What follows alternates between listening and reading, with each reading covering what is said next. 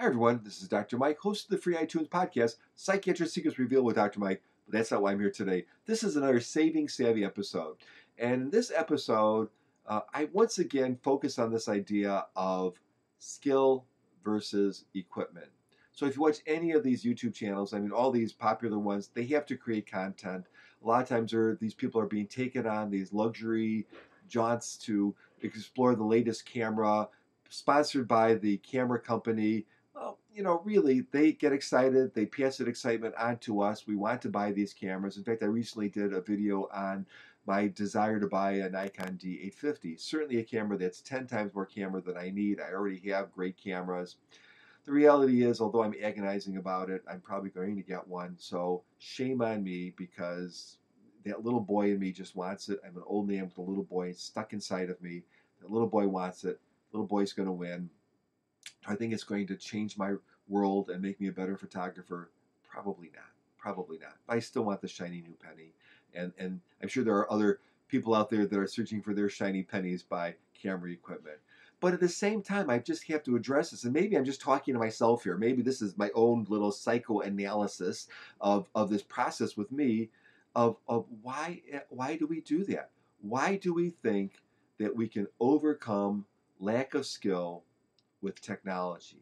And why do we see that so much on YouTube channels, where we will buy the idea of, let's say you just went out and you bought some $2,000 lens with VR1, and a year later now it's VR2, which offers another half a stop of stabilization. We want it, right? Or there's a new nano coating. We want it. Look at the difference. There's not much difference. Or the latest camera that takes 2 frames more per second, or focuses down to minus 22 EV or something. Or we want it because we think that that's going to change the world. But think about what just happened in September and with Time Magazine. So Time Magazine commissioned a photographer, Louisa Dorr, and hopefully I'm pronouncing that correctly, to take portraits for the cover and the interior shots of the 50 women that are, I think, changing the world or something.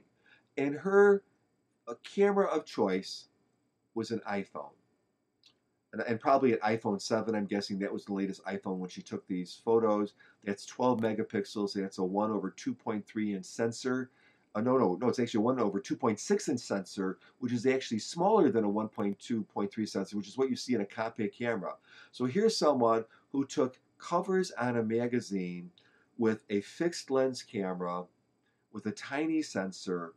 And if you walked by the newsstand, or even if you looked at those pictures, you would just say, oh, it's a cover on a magazine. There's nothing about that cover that would say, well, this was clearly taken with an iPhone, versus I can tell the difference between this and someone who takes a full frame, a picture with a full frame DSLR or something, right? They're just, they look the same. So why do we have this idea that we need more and more and more? I think some of it is fueled by YouTube channels. Some of this is fueled by advertising. I mean, camera manufacturers make cameras so people will buy them. It's a business. Some of it is fueled by our own insecurities and our own desire to have the latest and greatest. I mean, that advertising, look at cars. You have a car that's a couple years old, you go, oh, I want a new car, right? You wear a shirt that maybe is an older style. Oh, I got to have a new shirt. We are always seeking the latest, the greatest, the best, but probably for reasons other than because it's going to improve something. So even though I'm probably going to get this Nikon D850, I know it's not going to make me a better photographer. I know what's going to make me a better photographer is going out and playing with my camera, understanding my camera, understanding the controls, understanding the scenarios. Probably, the 2 things that will make me a better photographer: learning how to take a straight photograph, because I still can't take a straight photograph, and examining my camera before, so I turn all the controls back down to their neutral positions before. Because how many times have I gone and I've taken pictures and I have the ISO set to some crazy high amount, or I have the focus point off to the side, or some goofy thing. That's going to make me a better photographer. And also experimenting and taking lots of photos. I took a couple of photos recently, and they're not award-winning photos by any means, but a lot of people, and I just posted them on Facebook for some friends, and a lot of people commented how much they liked those photos. They were just taken with my iPhone. They were, as usual, way over-processed, way oversaturated, but people liked them because they created a feeling in those individuals. And they were just basically snapshots. So it's really, I think the key in taking photographs is evoking emotion in those photographs or telling a story. If you can tell a story with the photograph, or if you can evoke an emotion or a feeling with the photograph, I think that's a successful photograph. Even more so than the rule of thirds or the sharpest photograph or the one that has the most megapixels. It's all about expressing something in a photograph that great writers express in words or great painters express in their paintings or great bakers express in their donuts or something. You know, you don't even go, oh, this reminds me of whatever, or this makes me feel so good inside. It's really that's what we want to do with our photographs, right? We want to take a picture that people will remember, that people will still stir them up some way. So maybe let's start thinking about that. Now you can't sell that, right? You can't package that, but you certainly can do that. And how do you do that? You think about what you're doing beforehand. You really understand your camera. It's more than they used to say. What was it? Spray and pray. You know, where you just take so many photographs of something that one of those photographs would be a good photograph. Yeah, that's true.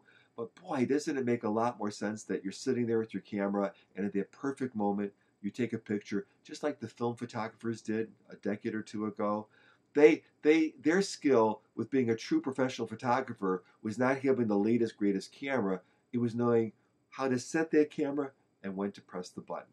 And I think that's what we need to learn too. So that's my little thoughts for today. And if you get some time, please give my free podcast a listen. Psychiatric Secrets Revealed. It's myself. I'm a psychiatrist with my wife, who's a psychologist, and we talk about other stuff other than psychiatry. We talk about current events, our kids, whatever. We talk about and maybe how psychiatry impacts us, being a psychiatrically loaded family. I also have an experimental writing blog, drmikekuna.com, drmikekuna.com. Might want to look at that if you have some time. If you like this video, please give me a thumbs up. If you don't, give me a thumbs down, but that's okay. You can do it. If you like this channel, please subscribe. This channel is very diverse. I was watching a YouTube video that said you have to have high production value. Oh, you're not finding it here. You have to have interesting content, and you have to have a consistent theme. Well, I mean, one of my videos might be on cameras. I might do another one on an air fryer. I just did one on an air fryer. I might do another one on weight loss. So, but that's real life, isn't it? Right? We're not just one-trick ponies. We are multi-dimensional creatures. If you are multi-dimensional, subscribe to my channel. Bye, everyone.